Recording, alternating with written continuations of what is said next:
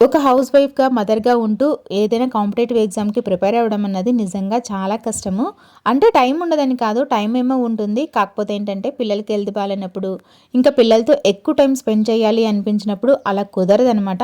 అలాంటి టైంలో కొంచెం గిల్ట్ ఫీల్ వస్తుంది. అదర్‌వైజ్ రిమైనింగ్ అన్నీ కూడా మనం బ్యాలెన్స్ చేసుకోవచ్చు.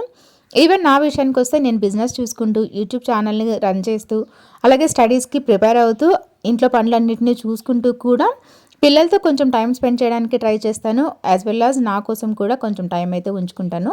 సో, కంప్లీట్ డే మొత్తం కూడా మనం ఈ పనులన్నీ అయితే చూసుకోం కదా! ఖచ్చితంగా ఇంట్లో ఫ్యామిలీ మెంబర్స్ కోసం, అలాగే మన కోసం కొంచెం టైం స్పెండ్ చేయడం అన్నది చాలా చాలా ఇంపార్టెంటు. వీటన్నిటి కోసం స్కెడ్యూల్ ప్రిపేర్ చేసుకుంటాను. ఆ స్కెడ్యూల్‌ని పక్కా ఫాలో అవ్వడానికి ట్రై చేస్తాను.